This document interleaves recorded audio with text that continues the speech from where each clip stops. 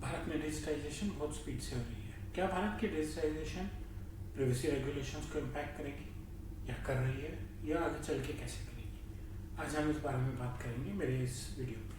मेरे YouTube channel पे आपका स्वागत है, जिस पे आप रोज डेटा प्राइवेसी पे नया कंटेंट देखते हैं। जैसा कि मैंने कहा, इस वीडियो में हम बात करेंगे कि कैसे भारत की बढ़ती हुई डिजिटाइजेशन प्राइवेसी रेगुलेशंस को भारत में भी और भारत के बाहर भी इम्पैक्ट करने वाली है। क्या बढ़ रही है?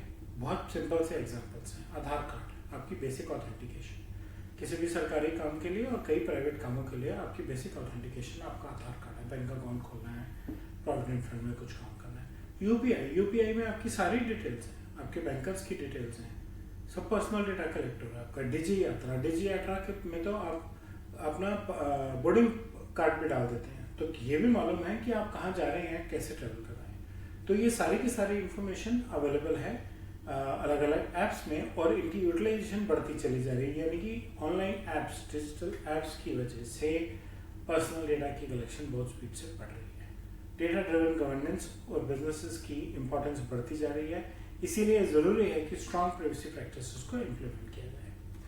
डिजिटल इंडिया, हमने बात की 3 ऐप्स की, आधार, यूपीआई, डिजी यात्रा। ये सिर्फ यहाँ पे रिस्ट्रिक्टेड नहीं है। आपको अपने पिछले 2 साल से जो ब्लड टेस्ट कराए हैं उनकी रिपोर्ट देखनी है, उनका ट्रेंड देखना है। ज़्यादातर हेल्थ केयर ऐप्स, लैब्स की ऐप्स में पूरी डिटेल अवेलेबल होती है। आपको रिपोर्ट ईमेल में या पेपर पे ढूंढने की जरूरत नहीं है। आपको पर्सनल लोन लेना है, आप किसी भी फिनटेक ऐप में जाइए, अपना पैन नंबर डालिए, अगर आप एलिजिबल हैं तो आपको 5 मिनट में अप्रूवल आ जाएगा, आधे घंटे में पैसे आपके बैंक में होंगे। तो इन सब बढ़ती टेक्नोलॉजीज की वजह से, डिजिटल ऐप्स की वजह से पर्सनल डेटा की कलेक्शन बहुत ज़्यादा बढ़ती जा रही है। मैसिव और पर्सनल, सिर्फ पर्सनल नहीं, सेंसिटिव पर्सनल बैंकिंग इन्फॉर्मेशन देंगे तो मैं आपके अकाउंट में पैसे ट्रांसफर करूंगा ना।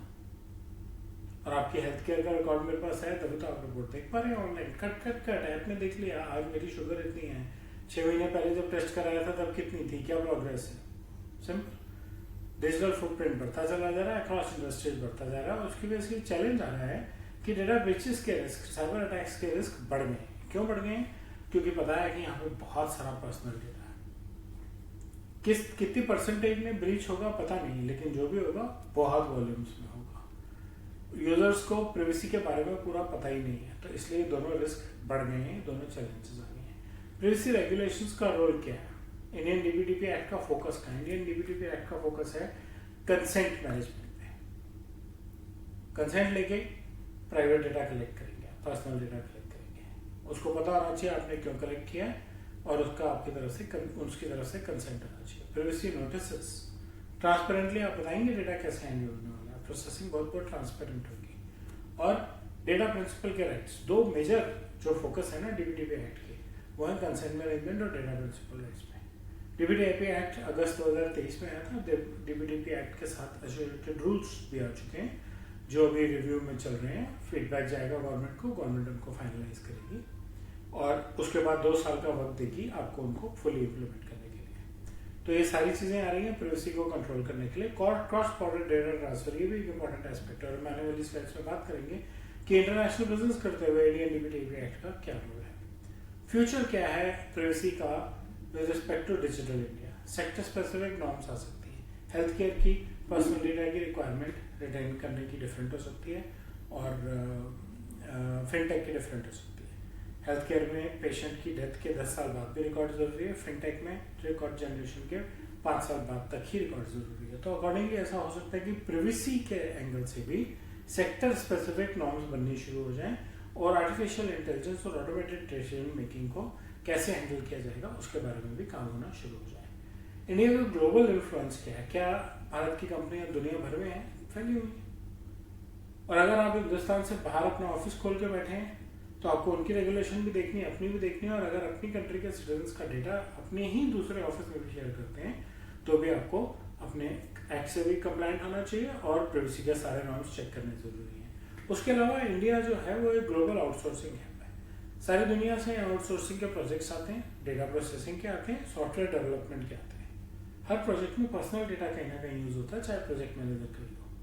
ठीक, डेटा प्रोसेसिंग एक्टिविटीज पे आउटसोर्सिंग की जाती है, और डेटा लोकलाइजेशन भी एक इंपॉर्टेंट एस्पेक्ट है। डीपीडीपी एक्ट में उसके बारे में बहुत बात की गई है, लेकिन ये ध्यान में दिया जाए कि डेटा लोकलाइजेशन जो है वो कभी कभी मुश्किल हो सकती है, क्योंकि अगर यूरोपियन सिटीजन का डेटा इंडिया में कलेक्ट किया है या इंडियन एम्प्लॉय का डेटा यूरोप में प्रोसेस करना है तो लोकलाइजेशन से काम नहीं चलेगा। उस केस में आपको इंटरनेशनल ट्रेड एग्रीमेंट्स को देखना पड़ेगा और क्रॉस बॉर्डर डेटा ट्रांसफर की रिक्वायरमेंट्स को अध्ययन करना पड़ेगा। तो हिंदुस्तान में भी इन चीज़ों की डेवलपमेंट और ज़्यादा बढ़ जाएगी, नॉर्म्स की, रूल्स की। India needs to collaborate with international bodies, right. उनके साथ कोलैबोरेशन करनी जरूरी है, क्योंकि हमारा डेटा बहुत है और डेटा की प्रोसेसिंग भी बहुत हो रही है। फ्यूचर ट्रेंड क्या है प्राइवेसी रेगुलेशंस में? टीपीटीपी रूल्स की थॉरो इम्प्लीमेंटेशन, चाहे भी 2 साल है लेकिन इम्प्लीमेंटेशन होनी जरूरी है। एआई के governance rules, sector specific guidelines, health tech का क्या रहेगा और फिनटेक का क्या रहेगा। So businesses from business point of view उनको तैयार रहना चाहिए कि उनको कभी भी कंप्लाई करने की जरूरत पड़ सकती है। प्राइवेसी सिर्फ कंप्लायंस नहीं है, प्राइवेसी एक सेफ्टी भी है। इंडिविजुअल्स को भी ये पता होना चाहिए कि उनकी क्या प्राइवेसी राइट्स हैं, सो दैट वो भी अपने डेटा को उस हिसाब से प्रोटेक्ट कर सकें। तो इंडियन इंडिविजुअल्स को भी केयरफुल रहना चाहिए डेटा शेयरिंग में। अगर आपका कोई व्यू है कि इंडियन प्राइवेसी रेगुलेशंस आने वाले दिनों में कैसे इवॉल्व होंगी, तो वो कमेंट सेक्शन में शेयर करें। प्राइवेसी रेगुलेशंस पे डिजिटल इंडिया का क्या इम्पैक्ट होगा, उस पर सिर्फ इतना ही। मुझे उम्मीद है आपको कंटेंट अच्छा लगा होगा। बेल और लाइक आइकन दबाएं और मेरे यूट्यूब चैनल से सब्सक्राइब करें। धन्यवाद।